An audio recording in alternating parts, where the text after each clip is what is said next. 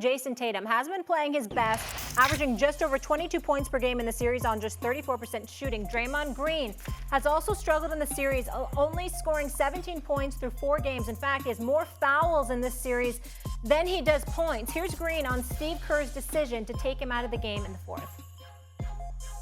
Definitely never thrilled coming out of the game with 7 minutes to go in the fourth quarter in a must-win game. I'm not going to sit here and act like I was thrilled. I'm a competitor. But at the end of the day, if that's what coach decides, then you roll with it. Stephen A., who do you think's had the more disappointing finals? Is it Draymond Green or Jayson Tatum? I'm going to say Draymond Green. I understand the expectations for Jayson Tatum, and I'll leave that to JJ Redick and others. But let me tell you something right now. And I'm a person that's incredibly fond of Draymond Green. I got a lot of love for him. I'm proud of what he's doing off the court personally. I love his podcast. Let me tell you this right now. This is one of the most horrific performances we've ever seen in the NBA Finals from a starter. I want to remind everybody, there have been 4 games played. Draymond Green has a grand total of 17 points in 4 games. He has more fouls than points. He had 18 fouls and 17 points. He is shooting 0 from three-point range. He is 0 for 9 on his three-point shots. He is 6 for 26 during this series, shooting the basketball from the field. And dare I say, he seemed incredibly rattled in Boston. And I've been making this point because obviously I've had to do a lot of interviews over the weekend and what have you.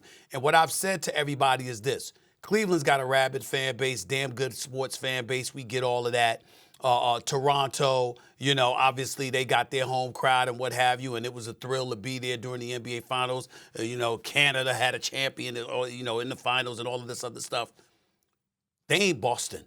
And I'm talking about the city of Boston, the fan base. Highly intelligent, highly rabid, will do anything it takes to throw you off your game to facilitate winning. The F Draymond chants, knowing his family, they don't give a damn. They didn't care. They know whatever it takes to rattle this brother right here, we're going to do it. And Draymond didn't seem equipped to deal with that at all. Nobody should be happier to be in the Bay Area tonight, in San Francisco, than Draymond Green. His performance, with all due respect, because we expect a lot better. We saw it in Game 2, what we saw in Game 2, and he only scored 9 points in Game 2. But what we saw in terms of the totality of his game, the fervor, the energy, the defensive tenacity, the switching, the playing with force and physicality, we saw all of that from Draymond Green. These last 2 games, 3 of these first 4 games of this NBA Finals, he has been awful. Just awful. And so I have every faith that he's going to turn it around, but I qualify it by saying you can't get much worse than he has looked in this NBA Final. We talk about a 3-time champion. Talk about a guy in his 6 finals in 8 years. Okay, once went to 5 straight NBA Finals and is going into the Hall of Fame, having one of the most awful performances we have ever seen by a starter in an NBA Finals. That's why I'm going there, and I say him instead of Jayson Tatum, JJ.